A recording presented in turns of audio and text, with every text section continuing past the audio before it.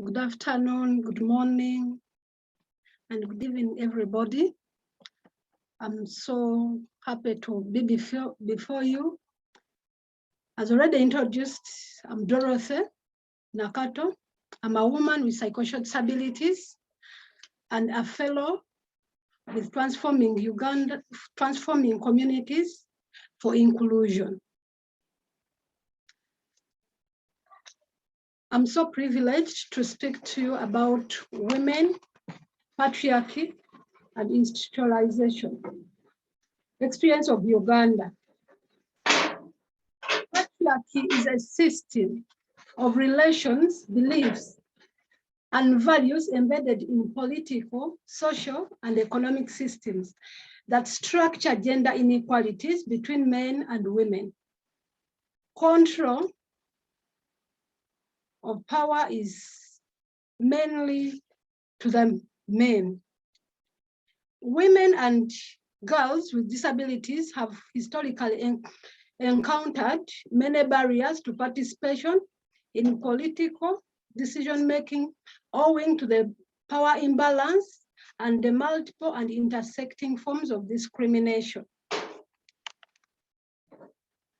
The right of women and girls with disabilities to choose their places of residence may be highly affected by cultural norms, patriarchal family values that limit autonomy and oblige them to live in particular living arrangements. This has led many women and girls with disabilities, particularly women and girls with psychosocial disabilities, to institutionalization of whatever size and form, small, large, formal and informal. And institutionalization, as we were watching the video, exposes persons with disabilities to violence and abuse, with women with disabilities being particularly exposed and disproportionately affected by institutionalization. In Uganda, the CEDAW committee, which has just reviewed Uganda, in their observation in the 8th and 9th periodic report, is concerned about the persistent patriarchal attitudes that discriminate women. I have a case study. I myself witnessed a local council meeting. As a woman with psychosocial disabilities, I was called to support and to give information for the woman with psychosocial disabilities who had a dispute between her and her husband. This couple had been married for over 12 years, and this woman had contributed a lot to the growth of this family. But at the time when the woman got a mental health relapse, the man denied him access to land, property, including her own children, in the name of protection. And the man kept proudly talking to the meeting, as he has all the power to decide who lives with him, to decide who uses his land and property, and he's willing to get another woman for that. This led to become homeless. Her mental crisis intensified, and she ended up into a psychiatric institution. Despite the fact that Uganda ratified the Crpd, independent living and being included in the community for persons with psychosocial disabilities is still a mystery, especially women and girls with disabilities, due to the negative stigma, negative attitude, stigma, and gender stereotypes. Denial of legal capacity and inadequate social support and social protection schemes. What do we want? What do we need? These are the recommendations that we need for de-institutionalization. We are looking for the paradigm shift towards the institutionalization of persons with psychosocial disabilities, brought about by the Crpd, particularly in Article 19.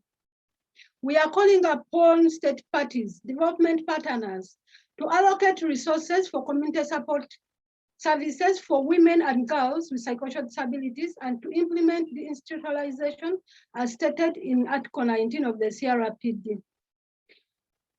We are calling on awareness raising against harmful gender and disability stereotypes, misconceptions, to create an open and enabling inclusive environment, communities for persons with psychosocial disabilities, especially women with psychosocial disabilities, as Article 19 is ultimately about transforming communities.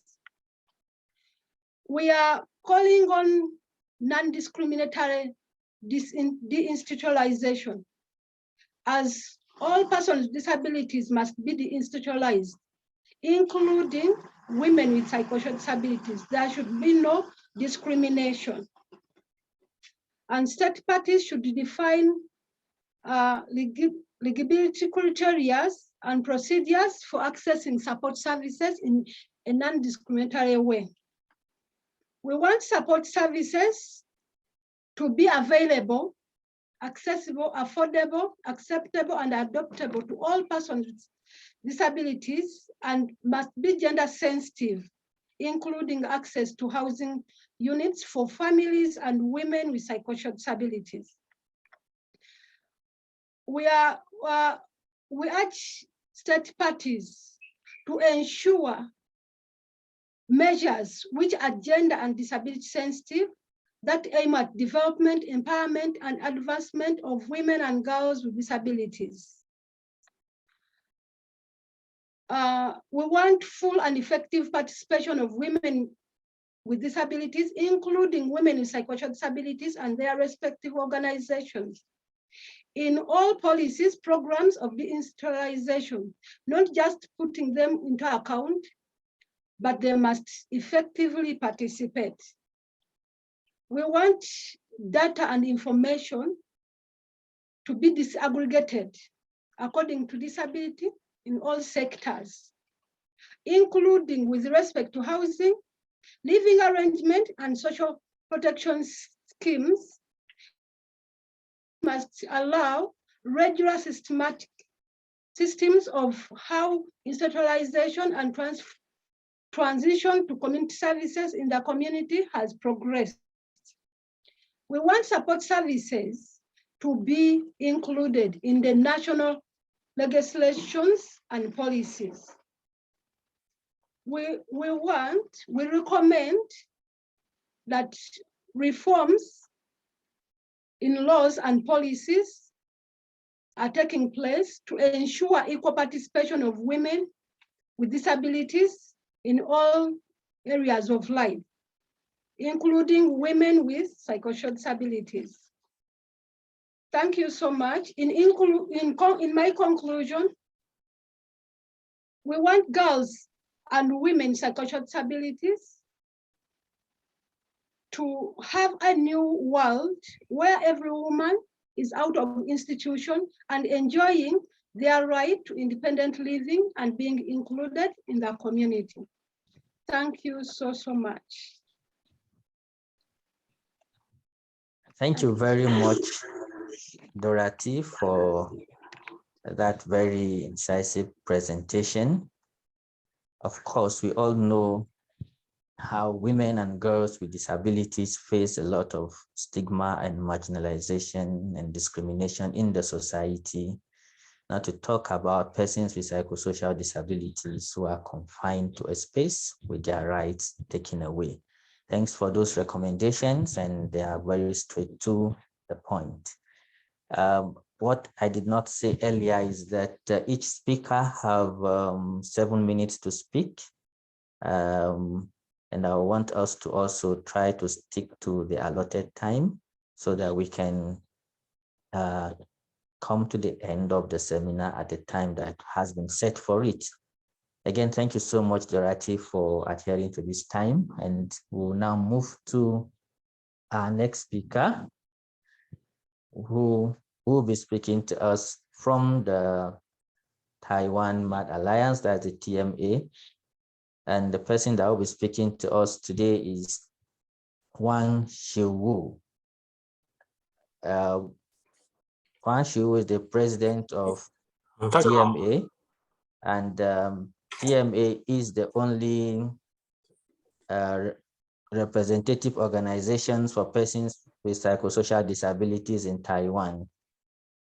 TMA interact with peers and develop a peer system and model that provides consultation and services to peers during emergencies and non-emergency situations. TMA monitors legislation such as the Taiwan Mental Health Act that is under revision. They help members with supported decision-making practices to be put in place. They monitor government resources that are used for mental health. They also advocate for the right of people with psychosocial disability to live independently in the society and actively participate in all social policy making platforms. Today, Wang will be sharing with us the experiences of institutionalization and life after from the perspective of the East Asian experience. Over to you, Wang. Thank you.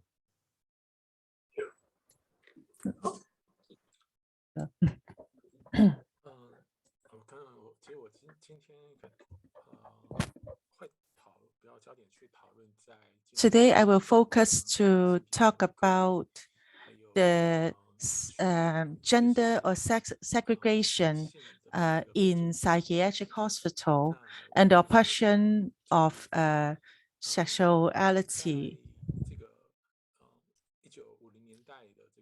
During the 1950s, the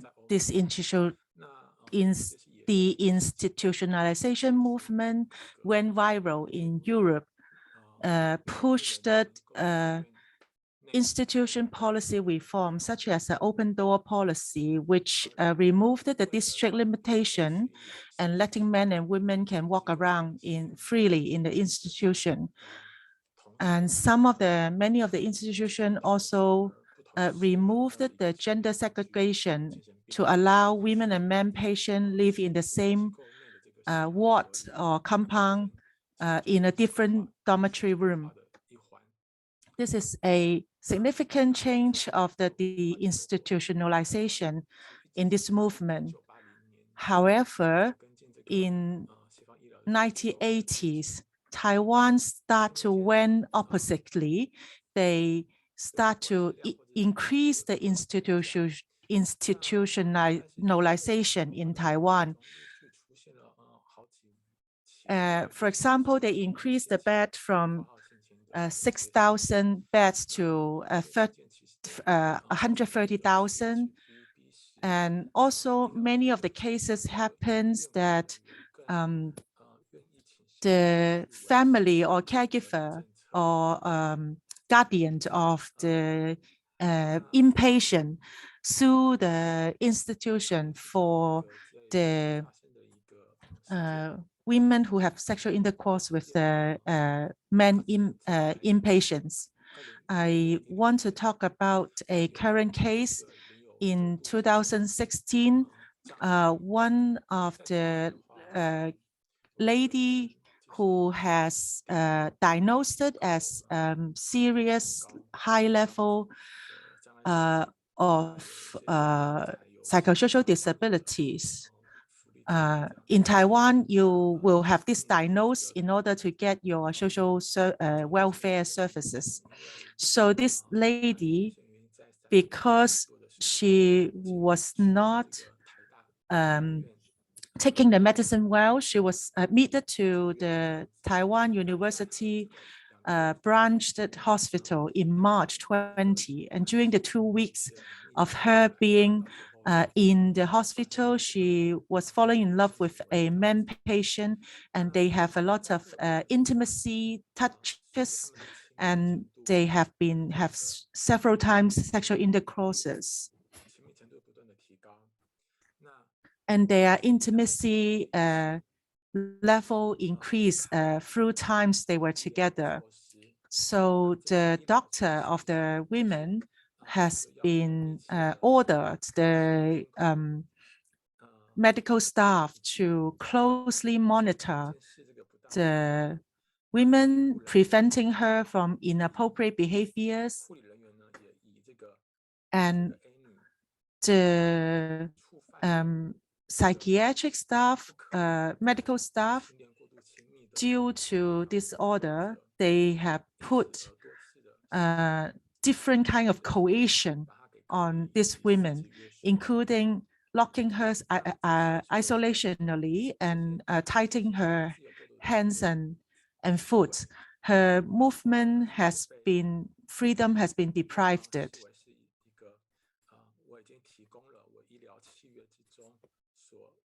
And these staff, during the complaints of the women, of the caregiver on the hospital, they provide this kind of cohesion pictures as evidence of the hospital has been take care well of this lady.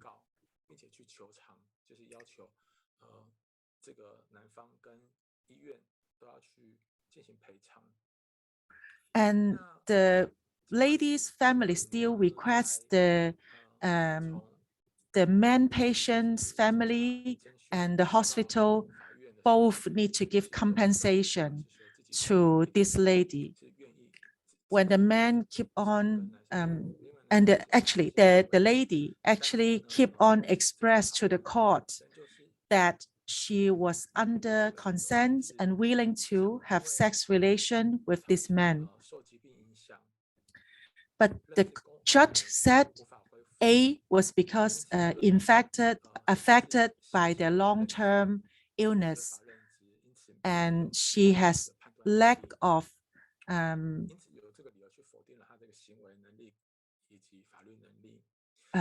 capacity to determine her willingness and doesn't know what she's doing.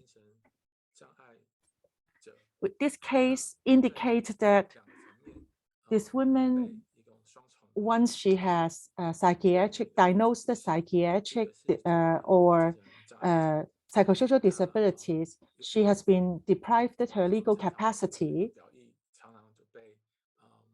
and her expression of her willing were being treated as unsane.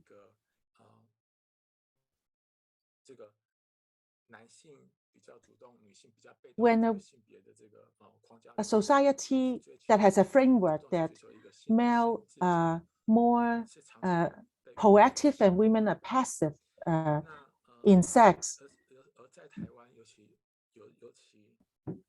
especially in Taiwan society, they often use this kind of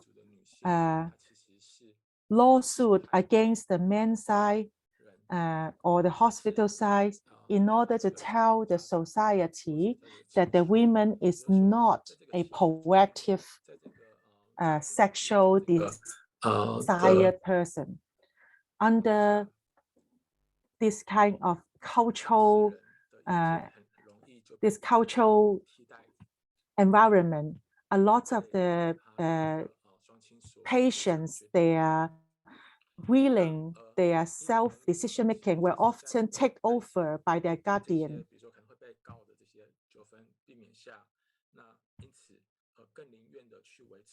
And many of the women, due to this kind of lawsuits, the pressure of this lawsuit, they will choose finally to obey or accept the isolation of themselves and accept treatment. So when we are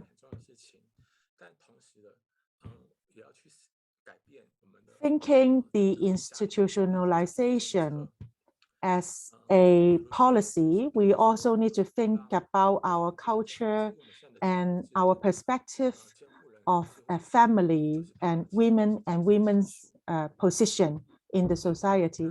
If our culture determined women doesn't have the free will to decide their sexual desire,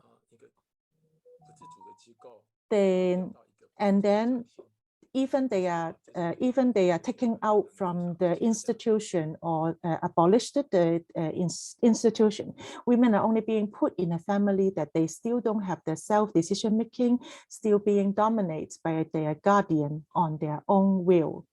Thank you.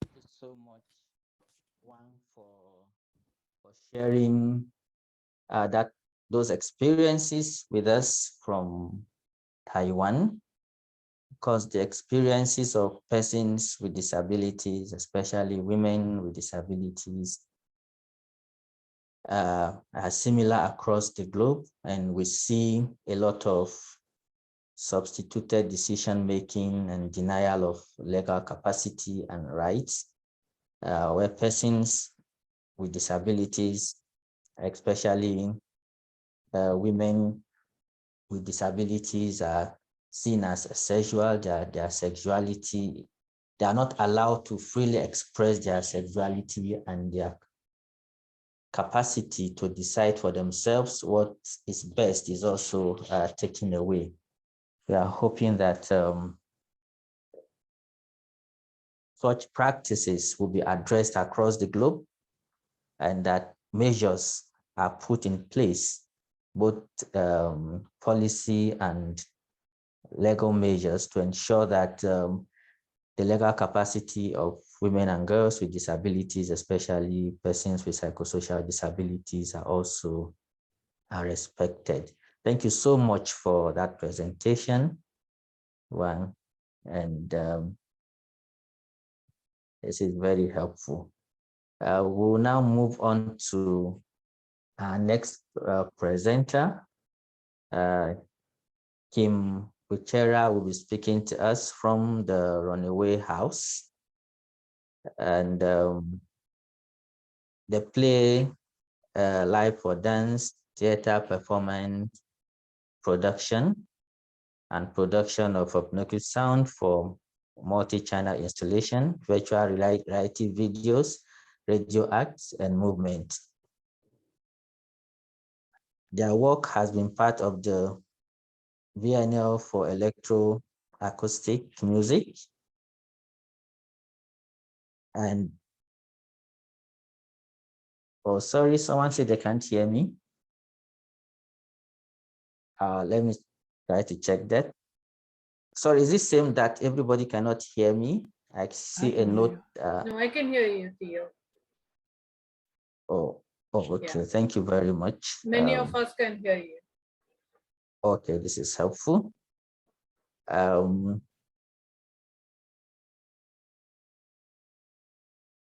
Okay, so Kim speaks at conferences.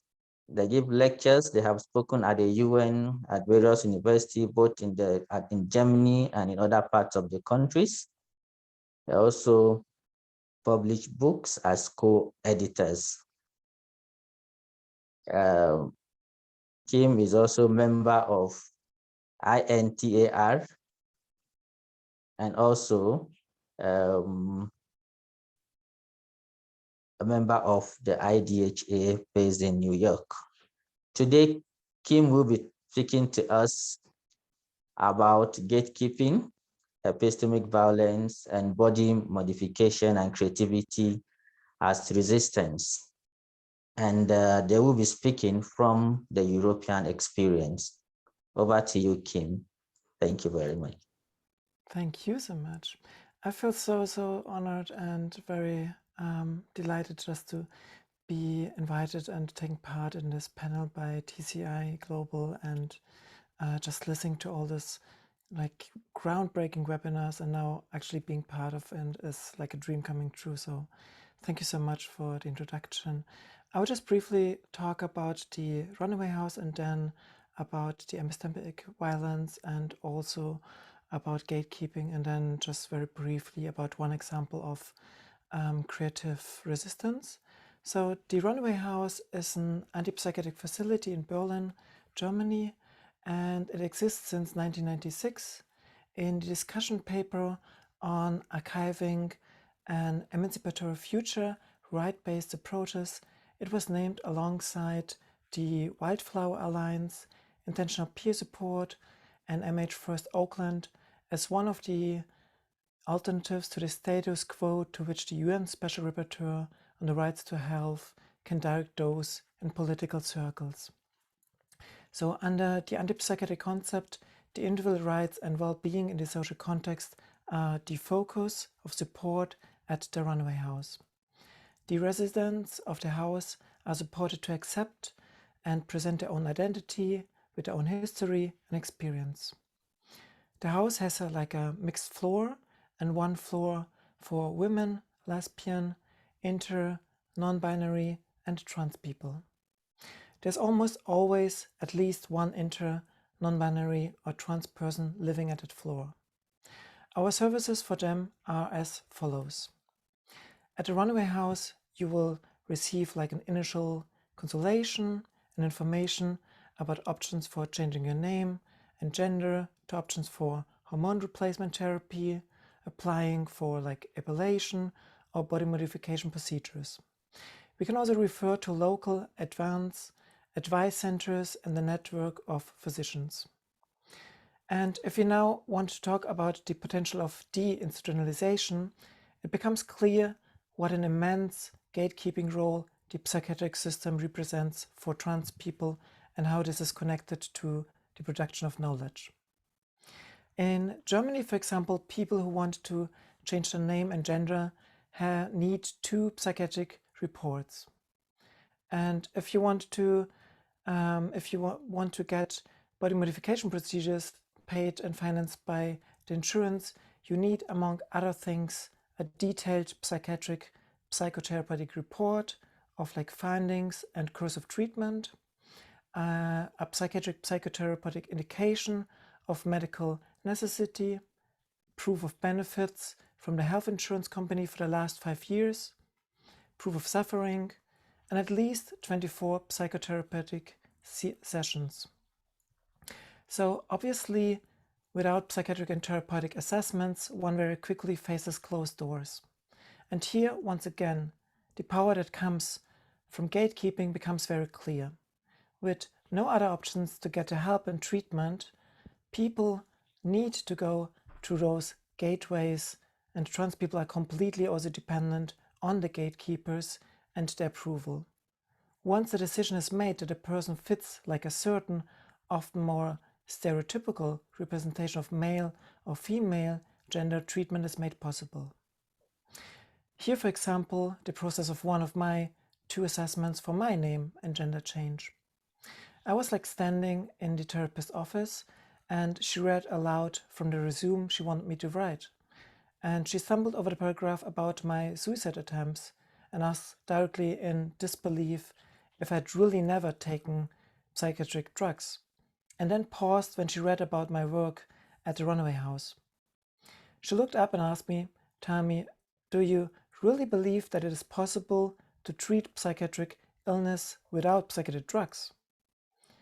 And usually in this situation, I would have been very clear in favor of informed choice, but especially in favor of approaches that bring transformation.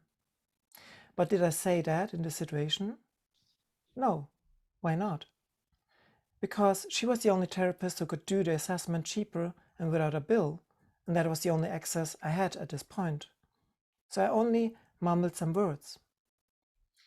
The health insurance companies can also request then further documentation. For example, I had to send in like photos of my face, like from different angles, and also photos of my breast to prove that there was not enough breast growth despite taking hormones. But why do I always talk only about trans people? It is because non-binary people do not get body modification procedures paid by a health insurance in Germany. What does this mean? For example, for me, even if I'm non-binary, I have to be assessed as a woman and have that recorded on my identity card so that I can get the necessary treatments and measures that I need as a non-binary person. And these power techniques are also found in psychiatric treatment. We can, for example, look at gatekeeping of information about treatment outcome, lack of transparency, the monopoly on the administration of psychotropic drugs, compliance and cooperation in therapy are also required to obtain actually treatments or even freedom.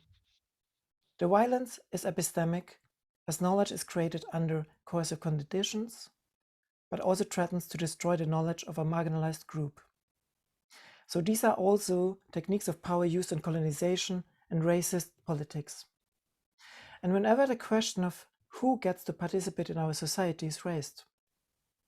So if the answer to this question should be everyone, then we need the implementation of the following policies for trans and non-binary people. Trans and non-binary people should have the freedom to identify themselves as they wish in legal documents. Anti-discrimination laws must be put in place to protect transgender communities. Gender reassignment surgeries and hormone therapies must be covered by law, both in public and private health insurance. And finally, I would like to finish my part with a small introducing a form of resistance, a creative resistance through art via one of my mixed media installations. I will just quickly share my screen.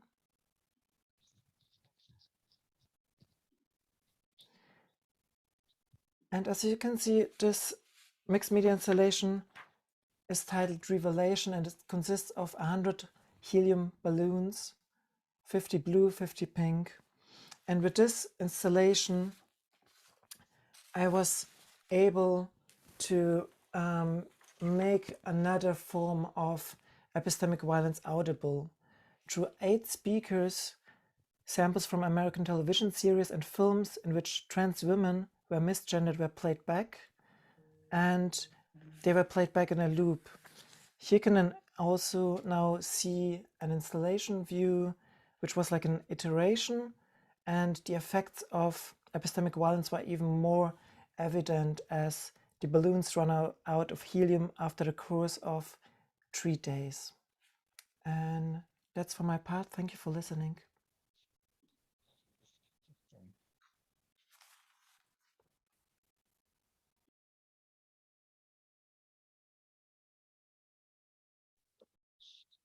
Thank you so much, Kim, for your presentation. Thank you for sharing those great insights on gatekeeping, epistemic violence, and forms of resistance. And while listening to you, I also had to reflect about the situation in my country here in Nigeria, where it is the only forms of identity that people are also allowed to have in legal documents is either male or female, and there are also no spaces for non-binary persons or for transgender to be able to freely express their identity in ways that they are most comfortable with. This is a very rich conversation, which I hope countries across the world will begin to also look at their laws and take away those parts that are discriminatory to allow people freely express themselves. Thank you very much for sharing these experiences, and we'll move to our fourth and final speaker for today's webinar, and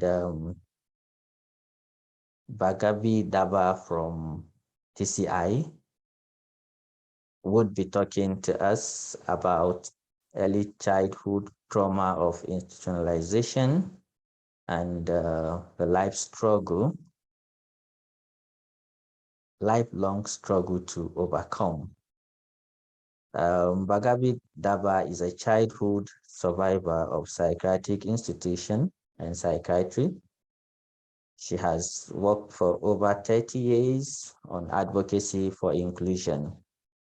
She started the first organization for persons with disabilities on psychosocial disabilities in India called the Boku Trust. She's presently the executive director at the Transforming Community for Inclusion, TCI. Thank you so much, Bakabidaba. Over to you to share with us. Thank you so much, Theo. It's a real honor to share this platform with so many amazing people. And thank you so much for giving me this chance to speak here. As a child of 5 or 6, I was exposed to my mother being institutionalized repeatedly using very violent methods. It involved the police, asylum staff, doctors, nurses, security guards, ambulances, police vans, and so on. My exposure to mental health care involved chaining, isolation behind bars, being tied down with soft cloth, being rescued from train and bus stations against my mother's will, and so on a regular and routine basis over several years as I was growing up. The alienists, this was an old colonial name for psychiatrists, and I believe it is appropriate because using these methods, they alienated people from themselves and their families. The alienists in post-colonial India doused my mother with first-generation experimental drugs. Institutionalization, solitary confinement, shock treatments without anesthesia, insulin coma was the routine treatment given to her. Things have not changed a lot since then, and that's why we have a worldwide movement of users and survivors of psychiatry and persons with psychosocial disabilities. My mother was the eldest daughter-in-law in a large Indian joint family. There were many expectations on her. She did not fulfill those gender expectations. She was very spiritual, spent her days in prayer, song, studies, pilgrimages, and so on. The family considered her pagal, that is crazy, and repeatedly institutionalized her against her will. As a very young child, for good or bad reasons, I was allowed to visit her and spend time with her. At my age, being now an elderly person this year, I think it was a blessing that I had those experiences. I knew of a system that very few people, even today, are aware of. There is this system. And users and survivors worldwide have written for decades trying to expose the system, but it still remains invisible. Those experiences had a lifelong impact on me. The images I saw of the colonial institution, its dungeon-like quality, the smell, the solitary, and so on, were visceral and sensory. I carry those trauma sensations with me till today, having crossed over many patches of deep distress, depression, wishes, and attempts to end life, and so on. It has been tremendous to carry this one question throughout my life for 6 decades. Why do these institutions exist? And can we do this so-called mental health work differently? The vision for a new way to do mental health started for me, as with for many others in the movement, in the aftermath of the colonial period and the end of the war. I consider myself a member, I would say an elderly member of the worldwide user survival movement, the ex-patients liberation movement, the queer movement, the women's movement, and the MAD movement. I pay homage to leaders who, being released from the horrors of institutions in the 1960s and the 1970s, people like Mary O'Hagan, Leonard Ray Frank, David Oakes, Judith Chamberlain, and so on and so forth. To take a small respite and as a way to honor the men and women who inspired each of us with their work worldwide, and to share in their legacy and in the pride of our movement, I request that if you wish, you could add a name that inspired you from our movement in the chat box. In India, we spent many anguished years doubting ourselves, not being able to name our identities, being thrust on all sides with different kinds of expectations and ascriptions about who we are, being humiliated with words provided by our society, the lashing of the diagnostic and statistical manual of DSM, of psychiatry. But we continued our search for genuine, non-violent, creative, choice-filled and inclusive responses to personal experiences of distress, disturbance, and disability. I mentioned here two significant aspects of the work that we are doing here in India, and possibly also in many parts of Asia Pacific now through TCI. One is the CRPD. I was lucky to be living in times when CRPD was being drafted. There was jubilation when Article 12 was achieved in a full human rights form. We took to heart the belief and the faith that we deserved better, guaranteed by Articles 12, 14, 15, 16. This faith gave us an identity of persons with psychosocial disabilities.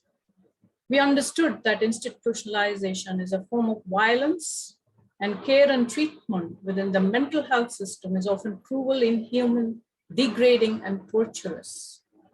An ocean of choice for us to live in communities, realizing all our human rights seemed a possibility with Article 19. In the Indian South Asian context, I was also lucky to be engaged in studies of Indigenous healing, which happens in communities. Our experience in TCI has been that, including for us here in India, spiritual journeys are important and healing. So I went away from these studies with the learning that somehow I should bring arts into my life and into our support work. The traditional healing centers were beautiful in their robust aesthetic of sound, visual imagery, body and movement, rhythm, and so on. So we rigorously pursued arts-based supports work and developed a peer support system that is probably the largest in the Asia Pacific region for women and for elderly and for girls, for adolescents, with a coverage of 800,000 people. Our largest constituency is women, persons from low-income communities with indigenous identities. Our work is to offer choice. So over a period of time, we evolved a framework of circle of care, where persons with psychosocial distress have access to material, social, economic, and psychosocial supports nearby their own community. Arts is used a lot by us as an alternative augmentative communication methodology with persons who prefer to use nonverbal means of communication, including persons who hear voices, persons who may be having strange experiences or other trauma-related embodied experiences.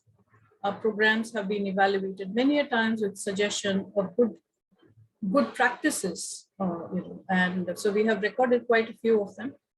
We are committed in the context of de-institutionalization. We are committed to zero coercion.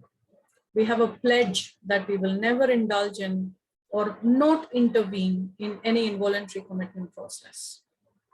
Our program is a rare one for our low-income regions in having field actions for prevention of institutionalization and building back better already by working extensively with neighborhoods and with families.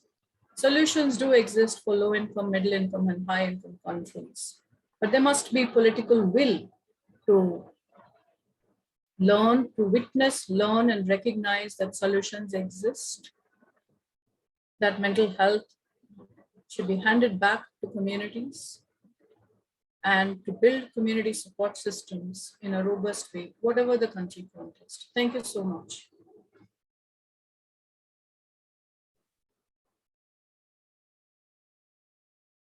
Thank you so much, Magabi, for that very wonderful presentation. It is very interesting to learn about your work in TCI, and listening to you speak. I'm sure we all have such experiences we can see around us, far or near, where persons with psychosocial disabilities, especially women, are shackled and forced into institutions against their will while their children watch helplessly. I like the fact that you talked about political will, because of course there have been some discussions out there about DI, but governments and policymakers are yet to fully address the issues. And this is where the issue of political will have to come on, and where we have to still sustain the advocacy until that time when all institutions are shattered and people are allowed to live freely in the community with their families. Thank you very much to all the panelists who have spoken to us today, sharing their experiences and providing recommendations on how countries of the world can achieve DI and how it will be for the benefit of the society if people are no longer confined to institutions. At this point, I would like to know if there are any participants that have questions for any of our panelists. We should be able to take a few questions. And Waka, is it possible that you help identify any hands that are up for questions, please? Yes, Theo, I'll be tracking this and I'll just let you know if there are any questions.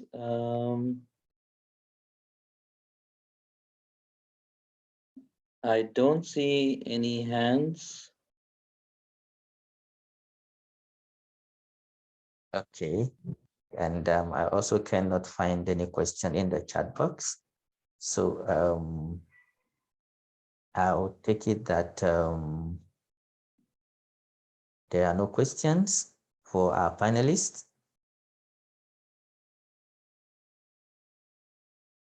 So I would like to thank everyone who has participated. I do believe that we must have learned one or two things from the various presentations today, and that in our own spaces, we also take steps to push for the institutionalization in our countries, and also avoid practices that deny persons with psychosocial disabilities their legal capacity. Theo, there is, I'm sorry to interrupt in between, there is one hand raised from Chikwado. Okay, so Chikwado, you can go ahead with your questions or comments, please. Chikwado, you can unmute yourself and speak.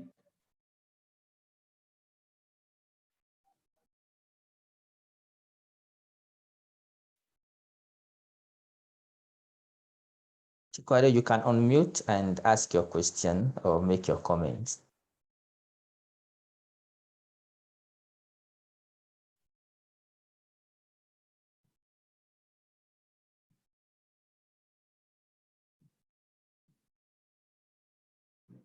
We still cannot hear you, Chikwado. Are you having troubles unmuting? Okay, I think I'm on now. Please, can you hear me? Okay, yes, we can hear you now. Go ahead, please. All right. Yeah, I'm from Nigeria. I want to know who are the persons living with psychosocial disability?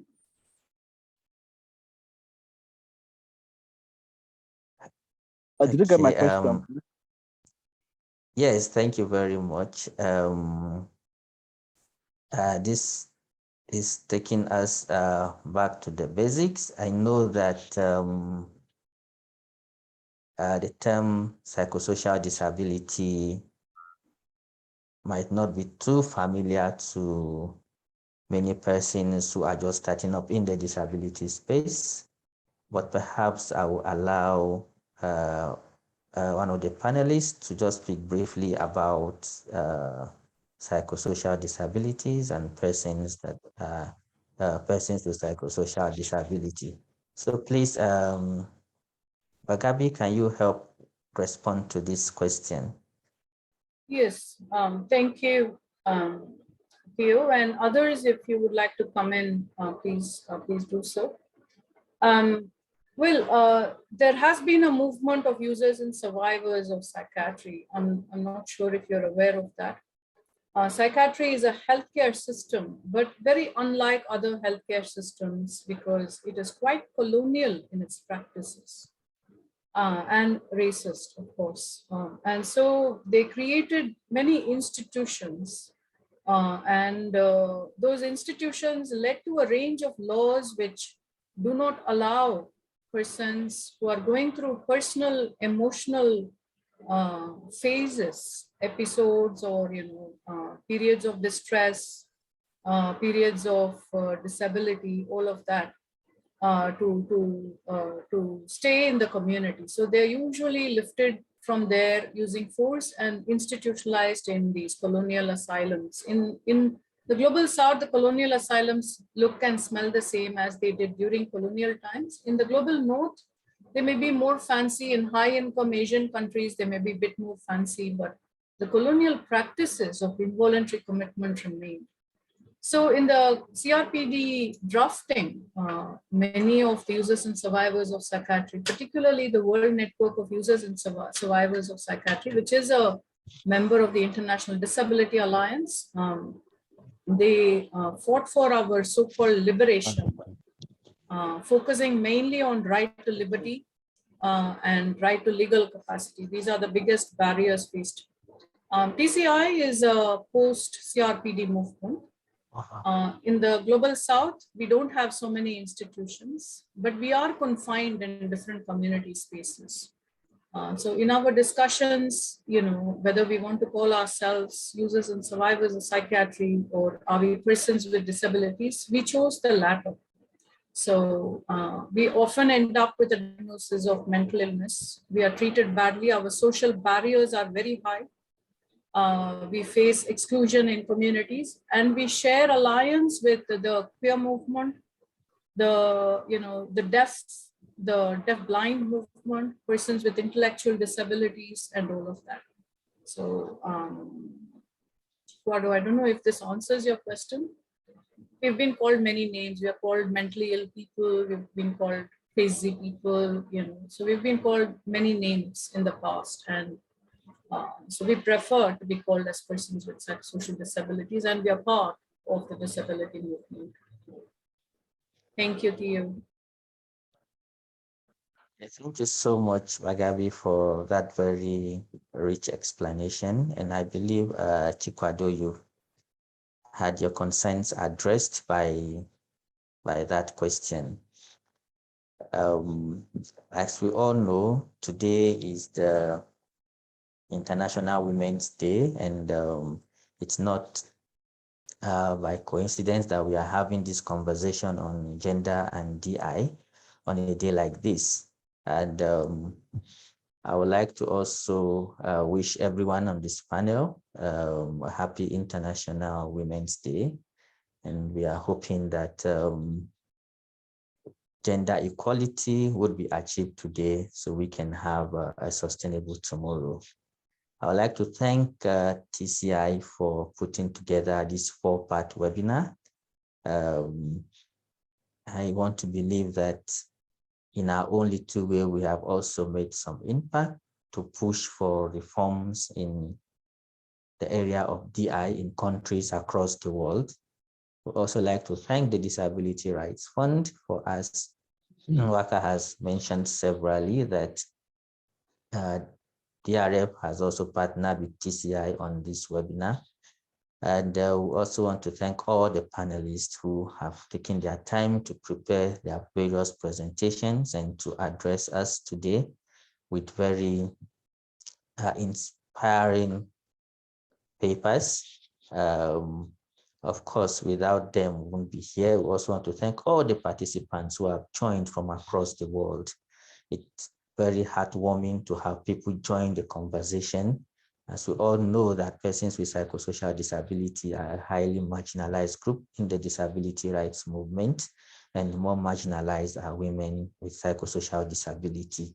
It is therefore hopeful that this conversation will not end with this webinar, but I will also take the conversation to our various spaces and keep pushing until we have a world free of institutionalization.